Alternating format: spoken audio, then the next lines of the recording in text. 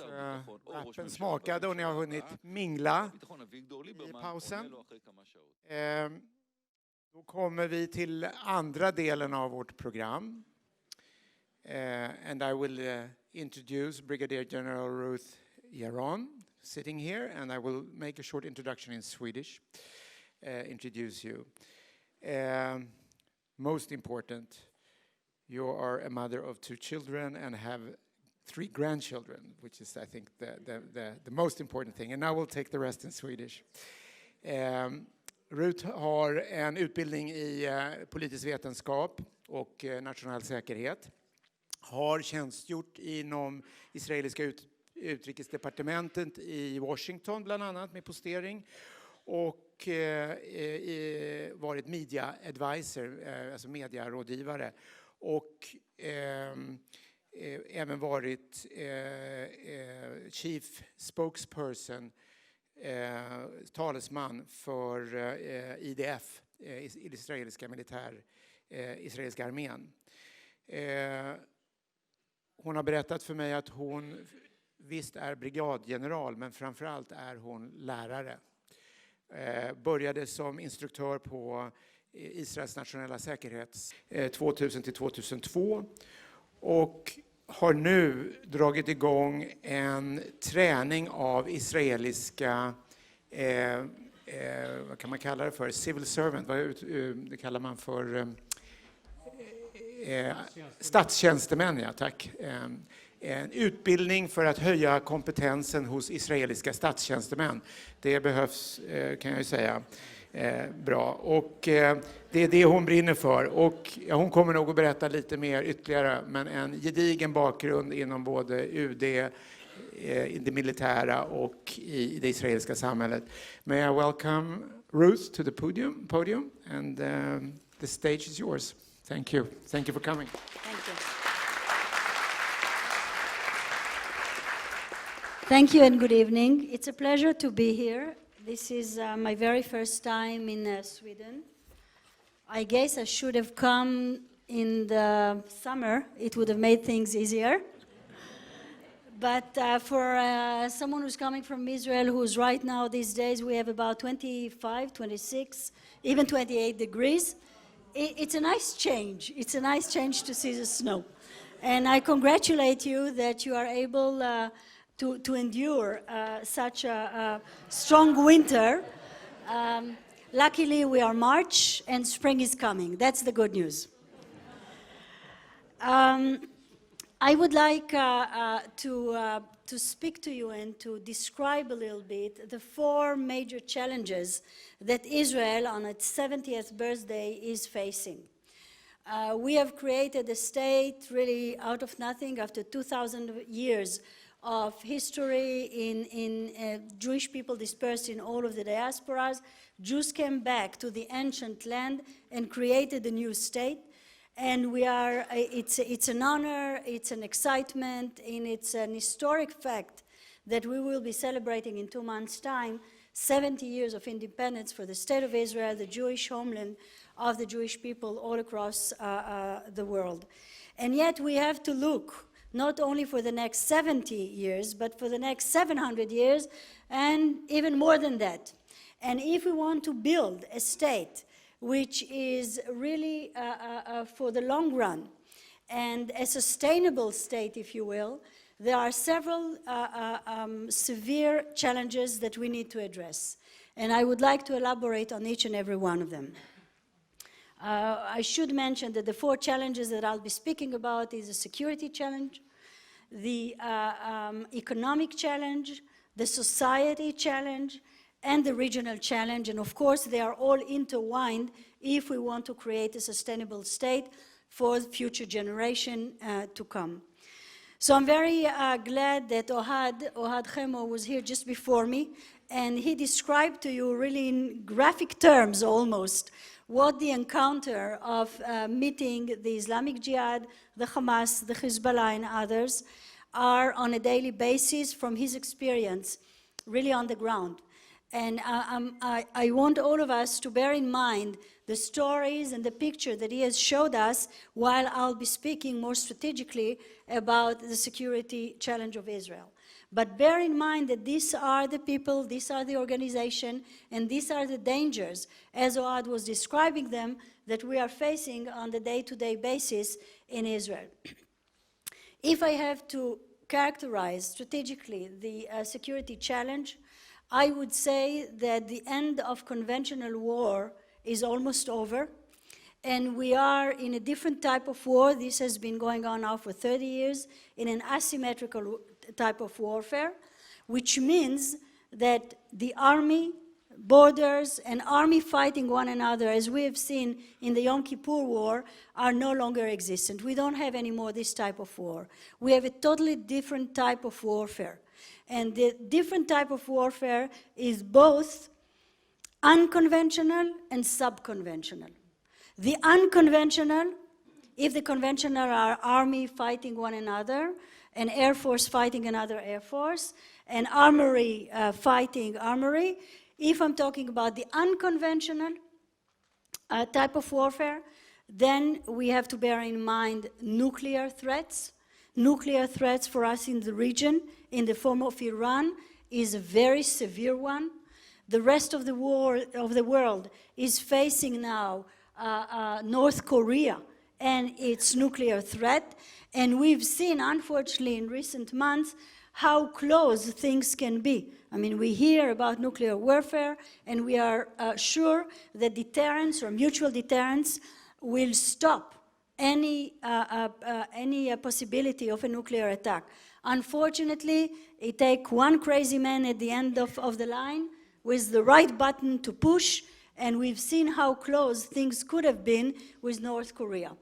What we are trying to avoid in the Middle East, in the whole region actually, much more than the Middle East, because this is threatening also other parts of Asia and Africa, is Iran becoming nuclear.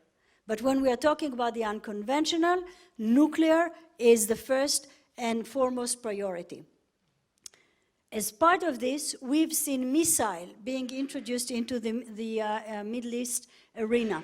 We've seen it at the beginning with small Katyusha rockets coming from the Hezbollah in the north in Israel during 2006, the Second Lebanon War. We've seen it time and again from Gaza. But nowadays, we know for a fact that the type of arsenal that both the Hezbollah in the north have, and even in the Gaza Strip, the Hamas have, we are talking about missiles that could reach Tel Aviv, and basically, for the first time in our history, Tel Aviv could be reached by missile either from the north or from the south. We used to think that the Hezbollah is threatening only the northern part of Israel, and Hamas is threatening the southern part of Israel. Unfortunately, and this is the bad news, Israel is covered. Potentially, the threat of missile is covering basically most of Israel nowadays because of their range and because of their capabilities. So this is the unconventional type of warfare that we are facing. The other one is the subconventional. And by subconventional, I mean all type of terrorism that we are seeing and all type of warfare that we are seeing for the past 20 years or so. I was a brigadier general in the military during 2002 and 2005, which we called in Israel the Second Intifada, which I call the War of Terror. This is a terrible period during 3 years of 20,000 terrorist attacks in Israel.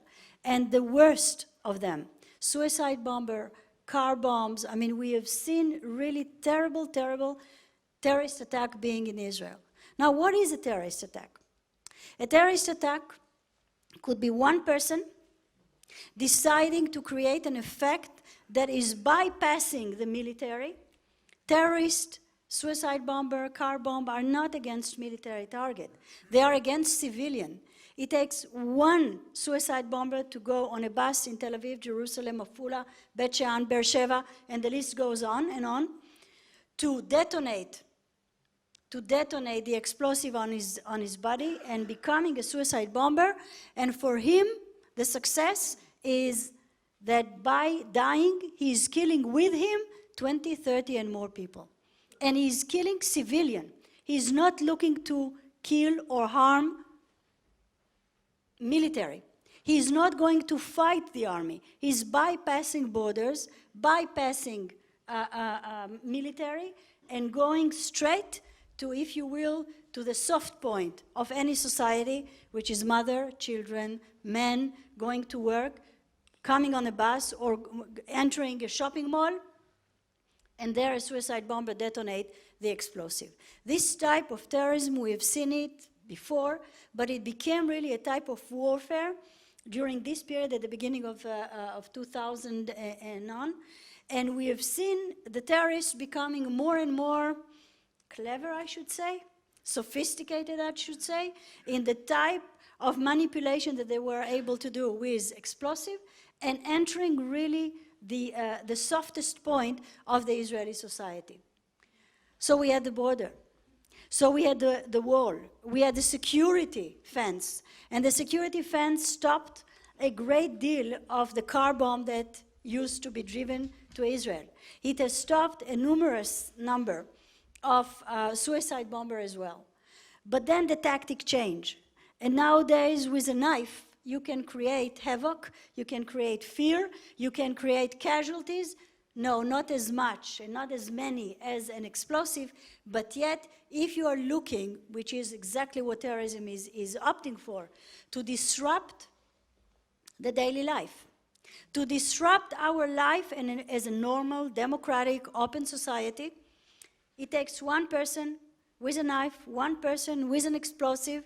Sometimes, unfortunately, we have seen women wearing explosive on their body and turning into suicide bomber. It takes just one person to create this kind of fear among a society that otherwise is used to live with free border and used to live in a total freedom.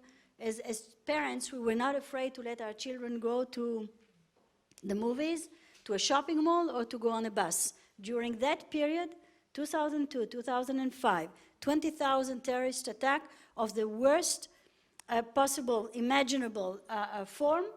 We were all, as parents and as Israeli living there, afraid because you never knew where you will meet the next danger. Subconventional warfare means also the type of tunnel. Ohad was talking about the tunnel in the Gaza Strip. We know for a fact that the Hezbollah is trying to curve a tunnel in the northern part of Israel as well. Their grand plan is to have tunnel inside Israel, inside one of the localities in the northern border, through which, at any given moment, when they decide, they will incorporate 20 or 30 or even more terrorists, fully armed with explosive, with gun and machine guns and etc., and try to conquer, even for a few hours, to conquer an Israeli localities, an Israeli village. And to put the Hezbollah, the yellow Hezbollah flag on top of it, this for them would be a huge success. And we have the tunnel in the southern part of Israel. If you are a child, let's say your name is Danny, and you are 6 years old, or 10 years old, and you grow up in the southern part of Israel, near the border with Gaza, by the age of 10, you have experienced already 4 or 5 times of warfare during the summer, where we have rockets and missiles being thrown, and we have children running to the shelters with less than 30 seconds notice from the moment the alarm is being signed off. But even then, during the war in 2015, we have found tunnels that were reaching very close to Israeli localities, to Israeli communities. They were very close to incorporating terrorists through those tunnels, and that they would pop up from the underground right in the middle of a village. And right in the middle of this village would be able really to kill everybody around them. They did this once. They came out near a military post and killed 6 of our soldiers in those military posts. They popped out from the field, out from the ground. Nobody saw them coming. The subconventional dimension of this warfare through the tunnel is very, very worrisome. We in Israel are not losing any effort, using our startup nation and great mind alike to try and come up with innovative ideas how to stop those tunnels, because they represent a real threat to the State of Israel.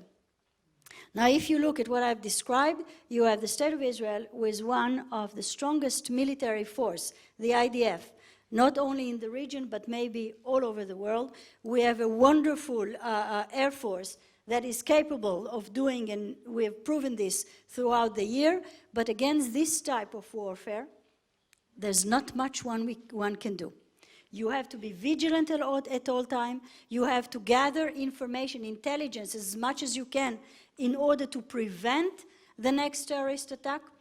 And the war of deterrence, which is usually very effective when we are talking about unconventional weaponry, such as nuclear weapon, is much less effective when we are talking about the subconventional type of warfare in the military. So here, if you have one of the biggest challenge of Israel, and we rely mostly on our intelligence, on our deterrence factor for the unconventional type of warfare, and containment too. I mean, we need a solidified and a strong society that is able, despite the fact that we have seen terrorist attack in buses, still go on buses. We need strong people and strong society and strong community that is able, even after terrible terrorist attack and after rockets landing just in our backyard, to be able to go tomorrow morning, continue to work, continue to do what we're doing, sending our children to school, and continue our daily life. Because if there is one thing by which you can fight terrorism, is to continue with your daily life. If you stop your daily life, if you are afraid of going on a bus, shopping or sitting at a coffee shop, by that you have given victory to the other side, to terrorism who are trying to instill fear among us. And I think that the fact that the Israeli society, year after year, for 10 years, for 20 years, for 30 years, for 70 years, is able to go to war, all type of warfare that we have seen, and yet continue with a vibrant society, with a good economy, is really a victory of the Israeli society over terrorism and over its enemy.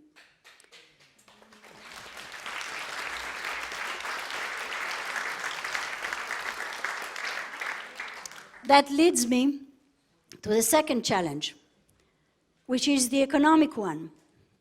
So yes, for many, many years you hear, and it's still true. Unfortunately, Israel has to devote a great part of its budget, of its national budget, for military affairs. Unfortunately, this is something that, as long as we do not have agreement in the region, I will talk about this a bit later on, we have to devote a great part of our budget to military and defense affairs, and this continues to be the case. Slowly, we are trying to shift a little bit the balance and understand that in light of those threats that I have described, we have a good enough answer. We will never have the ultimate answer. It's endless.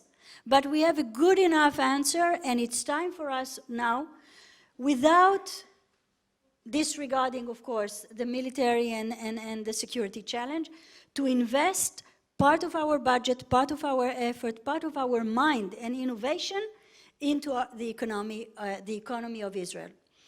And we are called a startup nation, and this is not just a nice name of a nice book, but this is a reality in Israel. The number of startups in Israel, the fact that the startups in Israel are the economic engine that drive the economy train, is a true thing.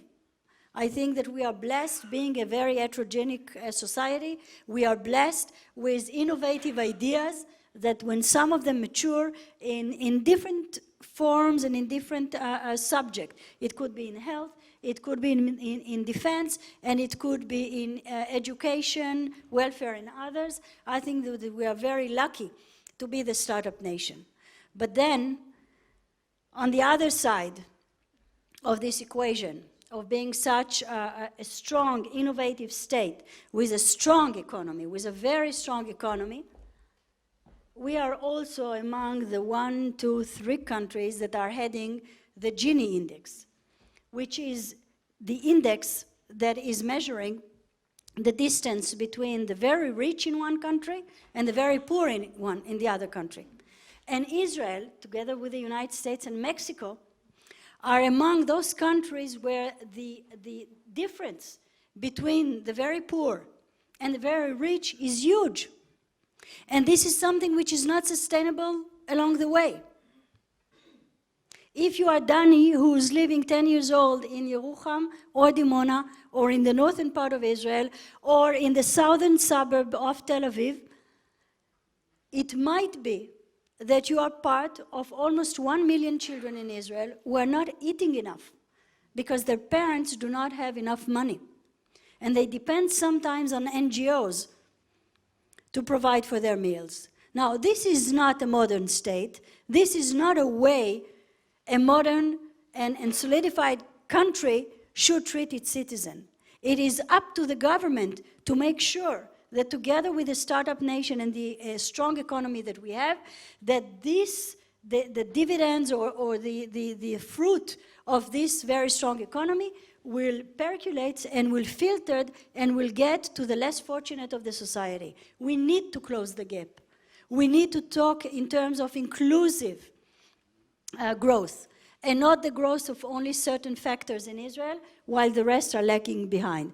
And in this sense, we have a great challenge in front of us. We are working very, very hard, but this gap is not closing, not quickly enough, and not good enough. In order to close this gap, we have to incorporate into the labor market in Israel people who until recent years have not been working, like certain part of the Haredi men, who are sitting and learning, but we're not going into the labor market. We have special program now to educate them, to give them skills, and to incorporate them into the labor market. There's a very big effort on the part of the government of Israel to incorporate or to absorb inside the labor force Arab women, for example. Until very recently, it was not common for an Arab woman to go and work outside of her home. She worked only at home. But as things are changing and we are modernizing our life, we need more and more people to go into the labor market, and we need more and more people to contribute to the economy of Israel so that we can close this gap.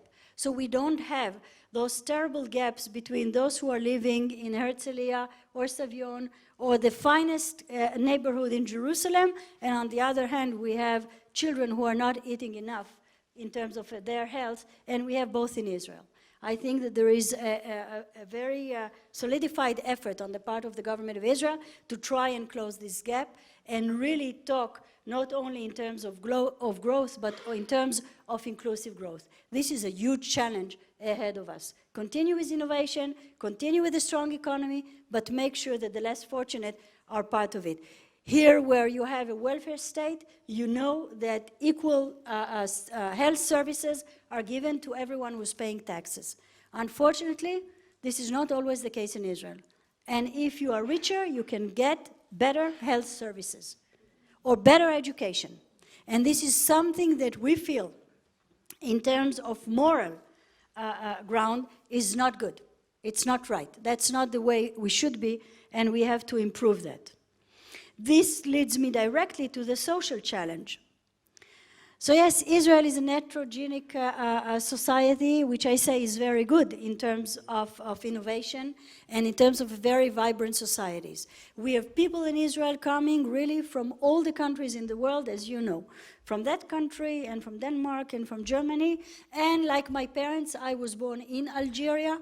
I came up to Israel, to Beersheba, at the age of 3. So my parents came from North Africa, and like them, many, many others, and Jews from Asia and Africa and all around the globe. And that creates a very heterogenic society. Some say that in modern Israel, we are beginning to recreate the 12 tribes of the biblical era. And this is not something that we are looking for. We don't want to continue and live in tribes. And those tribes could be between the north and the south. Those tribes could be on the basis of ethnicity from where you are coming from. Those tribes could be on economic basis, those who have and those who haven't. And in this sense, our main challenge is to create not a nation of tribes, but one nation for all tribes, or one nation with one story, which is the very vibrant and the very powerful Israeli story, which says that it doesn't really matter from where you came from. It doesn't really matter where you were born. But if you are able, if you are capable, if you are working hard, you will make it. My parents came when I was 3 years old. They were in interim housing. They lived for a period in a tent. I grew up in Beersheba, which used to be, in those days, even farther away than it is today in the south. And yes, through hard work, through education, you build yourself. And my children today, of course, they are the one who will succeed. I mean, we do this for our children. My husband is an Ashkenazi. I'm a Sephardi. His parents came from Germany. My parents came from Algeria. His parents built a kibbutz. My parents built Beersheba. Those are two contradicting almost stories. But together, we create a home, we create a family in Israel. And for our children, it doesn't really matter. They have these grandparents and these grandparents. They don't ask a question. For them, their identity is clear. They are Israelis. And the Israeli story, the Israeli narrative, is broad enough to include all the tribes, including the Israeli Arabs. Unfortunately, a lot of time we're putting the emphasis, and rightly so, because we are the homeland for the Jewish people. So yes, Israel is the only country in the world which is the homeland for the Jewish people. But inside Israel, we have close to 1.5 million Israeli Arabs that want to be part of the society. That most of them are very good citizens who are working, paying their taxes, and have all the rights, or should have all the rights as we do. And I think that in terms of inclusion inside our society, so if I was speaking about inclusive growth, I want to talk now about inclusive society that is really incorporating everybody, where everybody doesn't really matter how much you earn and where you came from, you are able to say, I'm a proud Israeli. We are on our way. We have done a lot of progress in those 70 years, but we still have a way to go. And I think that the more minded we Israelis are to do that, I think that we'll succeed if we only put our mind into it. The regional challenge is a challenge that for me could weave among all of those challenges that I've spoken about. By the regional challenge, I mean, as Ohad was describing a little bit, we have an historic opportunity these days in the Middle East, where because of the Iranian threat, you find the Sunni regime or the Sunni countries like in Egypt, like Jordan, like Saudi Arabia and some part of the Emirate, you find, or they find a common goal together with Israel. And for them, Israel is not a problem. Israel is the solution. For them, the power that could be the equivalent of the threat of Iran is Israel. And we have maybe an historic opportunity to create not only intelligence and military or security ties with those countries, but even to enlarge our economy into a regional economy, to have projects being done together, to think in terms not of a zero-sum game, not I'm strong, I'm powerful, and I don't care about my neighbor, but to say, no, the other way around. If my neighbor has work and does not have as a place to work, a place to eat, and they feel safe, if my neighbors are safe, I will be safe as well. The regional approach gives Israel really an opportunity, which is an historic opportunity. The big question is whether leaders on both sides of the aisle will seize this opportunity and say, I recognize something important here, and maybe we should do something about it. Now imagine a regional agreement, both on economy and on security, with some of those countries, where we can enlarge the growth, our economic growth, where we can fund or take part of the budget, not only for military, but to send it more to welfare services, to health services, to education.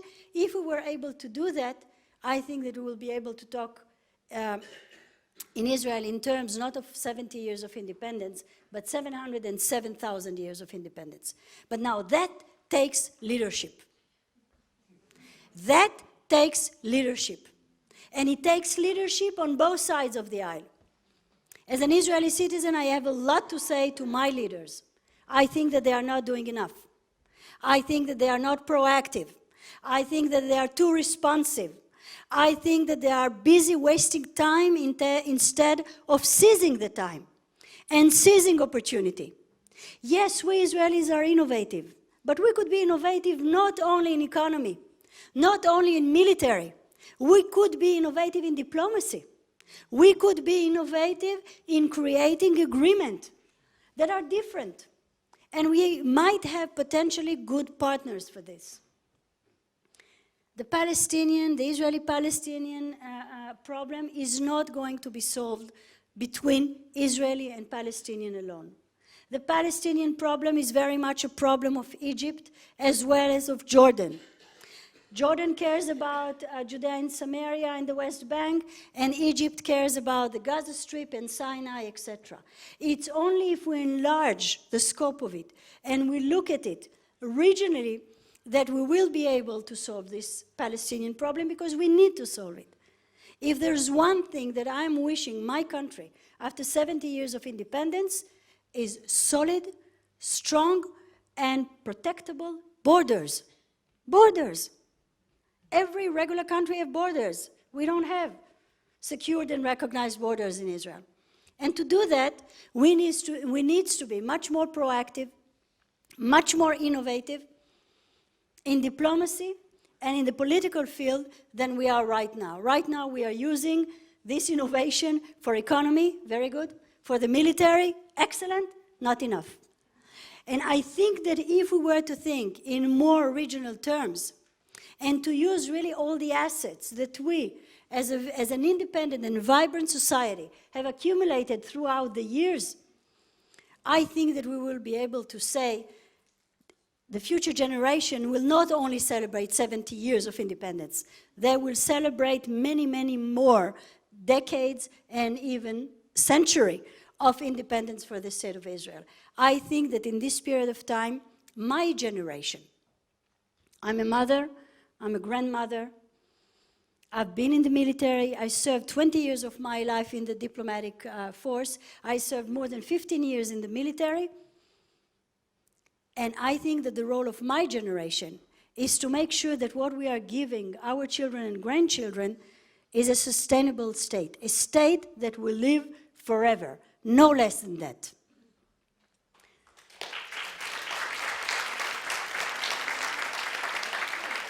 To do that, and with this I will finish, to do that, and in order to be able to answer the challenges that I've mentioned, we need help. We need friends who support this type of effort. We are living in an era where the answer, unfortunately, the answer to globalism is populism. We see it in Europe.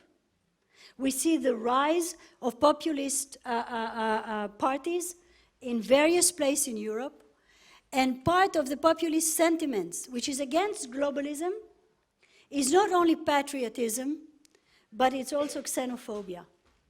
It's also against minorities, and it's against the Jews, and we have seen a rise in anti-Semitism in many, many places. Unfortunately, we see those waves in the United States as well. It's not only Europe. Once the United States was different. It's no longer different. And we see the rise of populism in the United States, and we see the rise of anti-Semitism and xenophobia in the United States as well as here in Europe. And those are threats to all of us. Not all of us, not only all of us Israelis, not only all of us Jews, not only all of us friends of Israel, but to all of us modern, democratic, Western societies. This is a flag against our way of life by saying those are not included. We exclude. Today is the Muslim, tomorrow is the Jews, the day after tomorrow it's somebody else. And with this exclusion game, we are ending up our Western culture as it should be, which is a culture of inclusion, which is a culture whereby you succeed by your merits and not by who you are, but by what you do. I wish and hope for all of us that we can overcome this tidal wave, which is right now rising in Europe and in the United States, and unfortunately in Israel as well, I must tell you, and look and hope and pray for leaders who are bigger than what we have seen right now, and that are able to tackle those challenges with courage and with a long-term vision. I wish to all of us that we'll find those leaders. Thank you very much.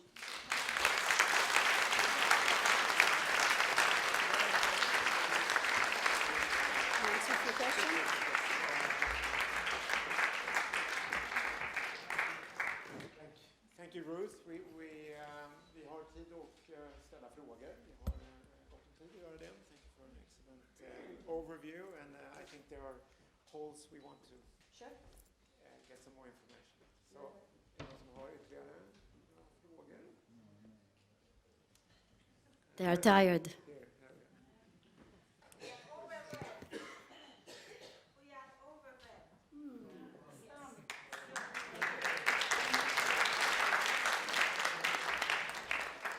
My opinion is that the women in Israel are the ones who are most equal with the men. Is that right? I think so. I think we are better, no? Okay. Yes. The Israeli society in terms of men and women is more equal than we've been before. But as a woman, there's still a way to go.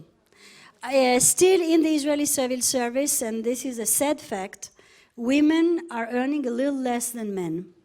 Still in the political field, you have many more men than women. I strongly believe in women's leadership, and I would like to see many more women in Israel in leadership roles. I think, not because I have something against the men, I think that they are doing a wonderful job. I think that we can do the same and maybe a little bit better.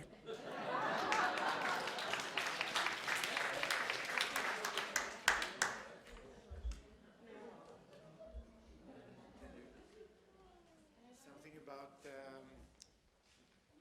what's your, let's say, forecast on the political situation?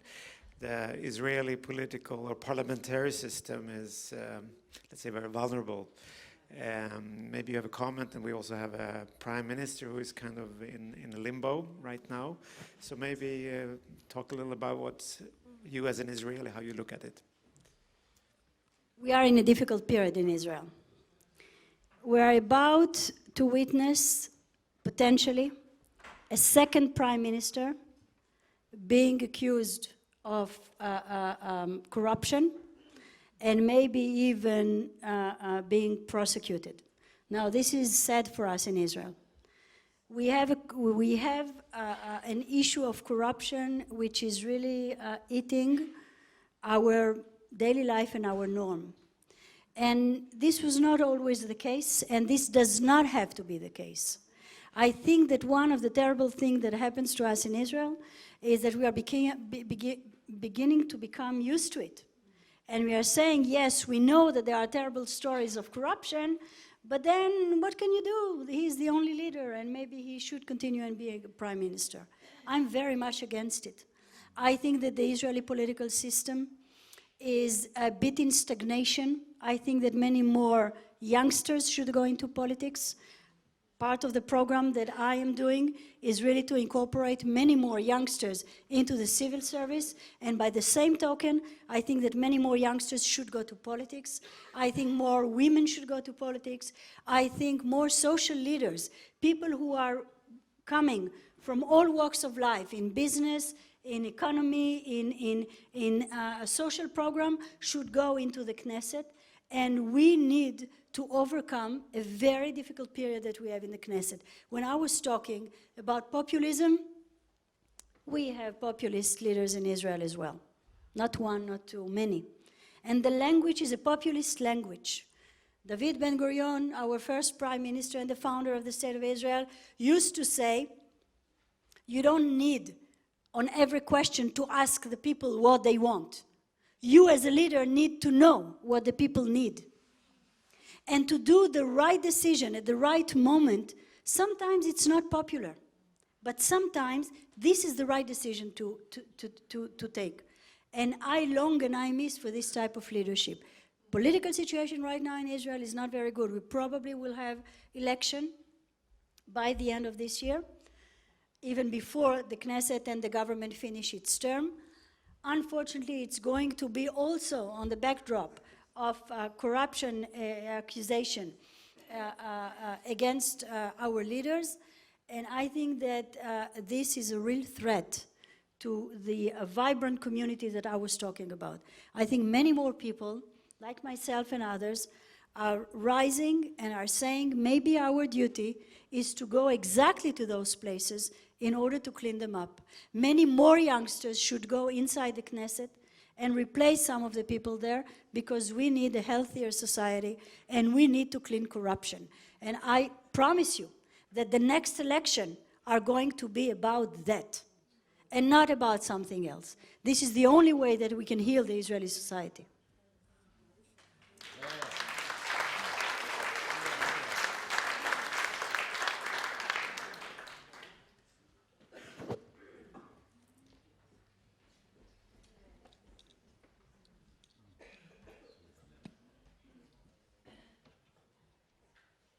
So can you see any new positive leaders, both on the Palestinian side?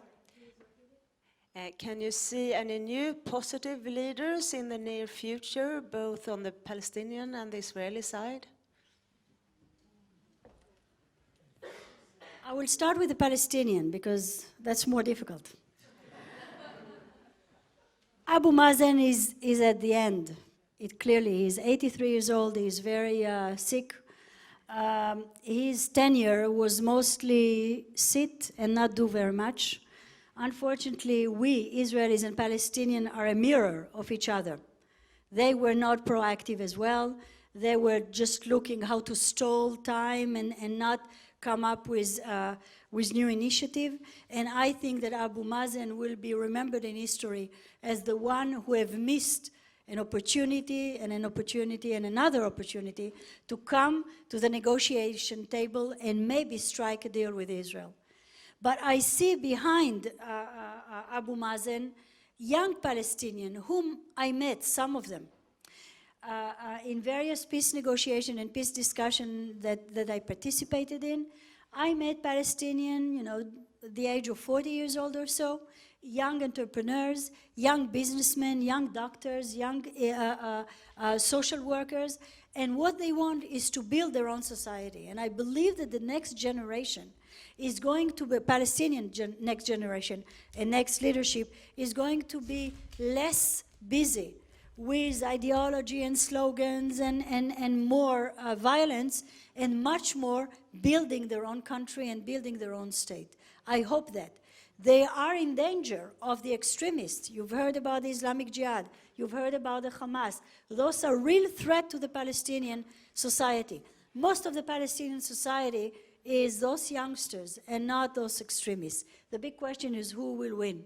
And if the future generation is those young professionals who will take power in the Palestinian Authority, then maybe we have the chance. And I pretty much would say the same for us Israelis. I think that we are about to witness, I hope, a change in the leadership generation in Israel. To see maybe younger leaders, more diverse, that are coming from different walks of life, not only from the military or the political realm, but people who are coming from the outside.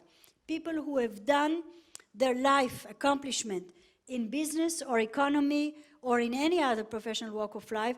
And now understanding that the next challenge is to go to Israeli politics.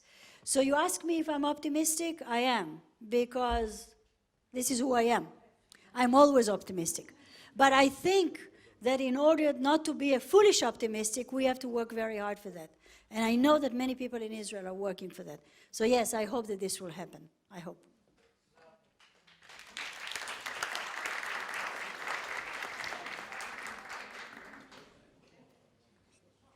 So by ending, I just want to say a word to you. I came here, snow greeted me. It's very cold outside, and I'm very happy to have been in this hall and witnessing the warmth that you have towards Israel. I thank you for that.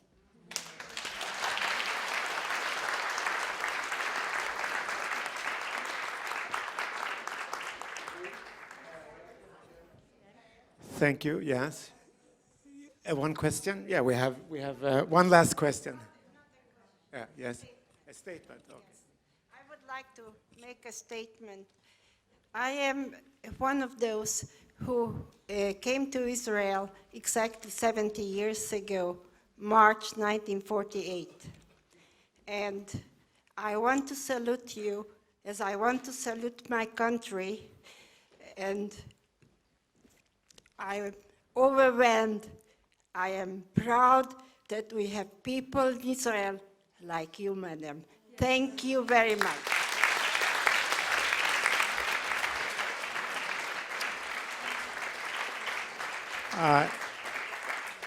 Ruth, it was a pleasure having you here, and I think you very well illustrated the introduction I had of bringing Israel to Sweden, the flavor, the challenges, the hope for a future, and that we will celebrate not the 70s, but also the 80s and the 90s. Yes, Mitzvah Hashem. And hard work. As a little token for gratitude for coming on a very quick tour to Sweden, here's a little present. Yes, heavy. It's heavy Swedish glass. Thank you very much.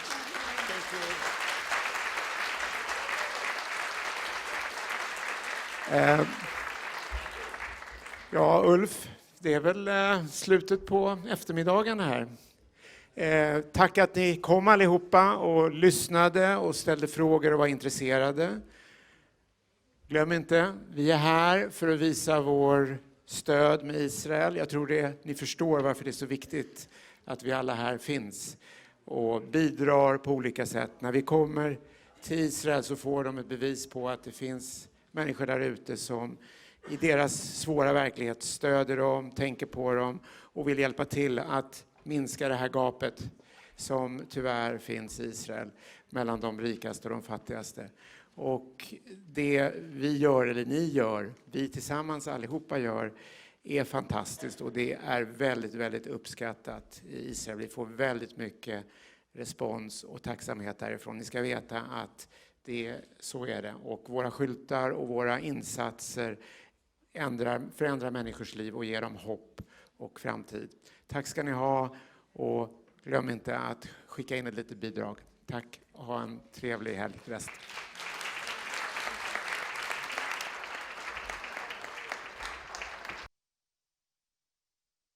Dear Mr. Ambassador, kära ordförande från judiska församlingen, Yaron förständig, vi är glada att ha här.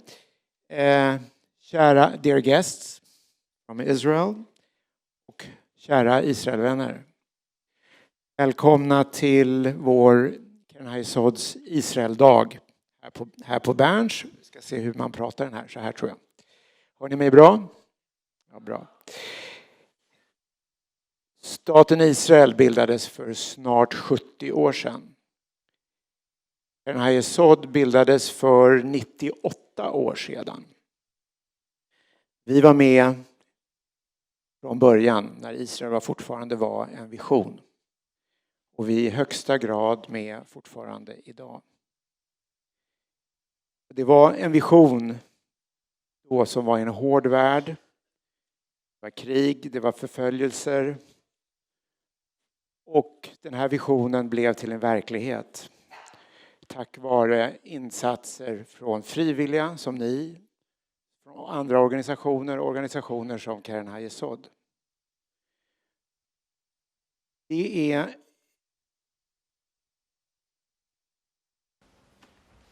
inte en självklarhet att Israel finns. Det är fortfarande en hård värld. Israel utsätts för hot, för terror. Och trots en strålande utveckling i Israel, där man trots alla dessa hot och insatser har Israel haft en strålande utveckling. Men vi får inte slå oss till ro och tro att det här är någonting som är givet. Israel är inte givet. Och det är därför vi ordnar en sån här dag som idag, där vi tar hit en bit av Israel, där vi berättar om historien och hur Israel har kunnat nå den här aktningsvärda åldern av 70 år och vad som krävs och vilka hot som finns, så att vi kan sitta här om 10 år och fira Israel 80 år också. Och det är det vi vill göra, och därför tar vi hit och ordnar de här dagarna, och det är därför vi fortfarande är viktiga, och alla ni som sitter här och som hjälper oss är viktiga för Israel, därför att på de här 100 åren har inte mycket förändrats. Jag hoppas ni får en trevlig eftermiddag, men innan Ulf tar vid här och ger lite förhållningsregler, så vill jag, and here I want to turn into English, thank our sponsor, Yaron from Mizrahi. From Mizrahi Bank. We have other sponsors too, who I think want to be a little more anonymous. And the point of having sponsors is, of course, we're going to ask for money in the end. Is that all that money can go not to this event, but to the cause we are asking for. And Ulf will take care of that. So I think Ulf is next, and I hope you will enjoy this afternoon very much. Ulf.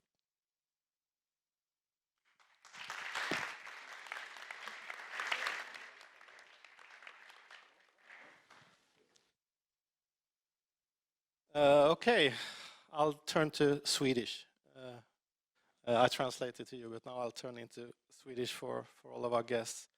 Det är jättetrevligt att så många är här. Det är i princip fullt. Det är väldigt viktigt för oss att, som Mikael sa, ta hit lite av Israel för alla som inte har möjlighet att åka dit och ta del first hand, så att säga, av det som Israel lever med och som vi kanske inte alltid kan förstå här. Jag vill berätta några praktiska saker för er, och det är att vi har ett litet gäng som hjälper oss som volontärer idag, och då har de såna här små söta skyltar på sig. De ska ni kunna ställa lite frågor till om ni undrar om någonting kring programmet. Jag tror ni har allt i den lilla foldern ni har fått, men om det är någonting så frågar ni någon av oss. Vi kommer att servera någonting att äta under pausen, och jag återkommer till det, hur det går till. Jag tror ni kommer glömma det i alla fall. Så jag väntar, ta det innan pausen, vid närmare eftertanke. Det här är våra talare. Ruth är nu på väg hit från flygplatsen. Hon befinner sig i Köpenhamn och tagit ett flyg hit och kommer alldeles snart. Och Ohad Remo, som är journalist som jag ska introducera snart, kommer därför att vara vår första talare, och efter pausen så kommer Brigadgeneralen Ruth Yaron att tala. Så här ser programmet ut. Vi ger varje talare ungefär 45 minuter, och sen har vi 15 minuter med lite samtal, frågor och diskussion. Vi har en ganska rejäl paus i mitten. Det är ju ändå viktigt att äta, och det är väldigt viktigt att prata, och det är väldigt viktigt att mingla, som vi alla vet. Minst lika viktigt som att lära oss nya saker och lyssna. Så jag hoppas att den pausen ska fungera bra. Jag vill be er som är aktiva på sociala medier, det finns kanske en del som är det. Jag vill inte att ni checkar in här på Berns. Ni får jättegärna skriva vad ni vill på Instagram och Twitter och Facebook och vad ni vill. Berätta gärna att ni är på ett fantastiskt event med Karen Hayesod i Sverige. Det är jättebra, det får ni jättegärna göra. Men inte berätta var ni är. Och tyvärr är det här en del av den verklighet vi lever i. Som ni säkert förstår allihop. Så det vill jag gärna be er att tänka på. Och när vi nu är inne på det spåret så vill jag passa på att tacka alla som hjälper oss med säkerheten. Inte minst JSS, Judisk säkerhet i Sverige, och även andra som hjälper ambassadören och på andra sätt. Säkerhetspoliser och andra som hjälper till. Och vi har, många av dem är ju ideella som gör det här arbetet också. Vi kommer att göra en insamling idag. Vi Ekarna i sådd, vi sysslar med insamling av medel och det är väldigt viktigt det vi gör och vad pengarna går till. Vi kommer idag att göra en insamling som går till att hjälpa äldre i Israel att kunna fira Yom Ha'atzmaut på ett värdigt och ett bra sätt. Och vi samlar in pengar till olika äldreboenden som många av er vet. Alltså fattiga äldre i Israel som inte har det särskilt lätt hjälper vi med sheltered housing. Så att de ska ha möjlighet att få ett tryggt boende till en kostnad de har råd med.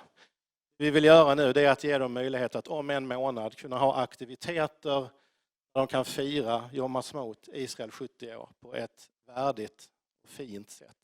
Så vi tar jättegärna emot gåvor under den här eftermiddagen. Och är ni riktigt duktiga och faktiskt ger via till exempel Swish eller via vår speciella hemsida kan vi till och med ge ett litet resultat i slutet av eftermiddagen. För det är ju så med tekniken, det går väldigt snabbt. Men man kan naturligtvis också fylla i löfteskorten som ni har fått. Ni kan ge kontant om några har med sig det och vill det. Vid vårt informationsbord här ute. Vi har litografier som vi säljer för 700 kronor och alla de pengarna går också till det här projektet. Ett informationsbord som är ute i mingelrummet nere till höger. Ja, det var det. Jag ska nu presentera vår gäst tänkte jag, Ohad. Och Ohad har arbetat på många olika tv-kanaler, olika medier i Israel. Channel 1, Channel 10 och nu Channel 2. Så han hoppar mellan massa olika kanaler. Och jag la ut på Facebook i morse att det här eventet streamas. Man kan alltså sitta hemma och se detta om man nu inte fick biljett hit. Så att därför också ett särskilt tack till Lawrence Berger som hjälper oss med detta. Helt ideellt. Streama detta live och det kommer också kunna gå att se i efterhand på hans hemsida. Jag återkommer med det senare. Jag la i alla fall ut den länken i morse. Då var det en som kommenterade, en svensk judinna som har gått på Aliyah och bor i Israel. Och så skriver hon, jag önskar att jag var i Sverige och lyssnade på Ohad. Det här är en journalist som jag följer hela tiden. Han är väldigt initierad och kunnig. Och framförallt just om det palestinska samhället. Alltså palestinska ledarskapet, palestinska medier och vanliga palestinier på gatan. Hur de upplever sin situation och sitt liv. Så att jag tror att om vi får den signalen från någon i Israel så tror jag vi kan vara ganska nöjda med vårt val av talare. Så med de orden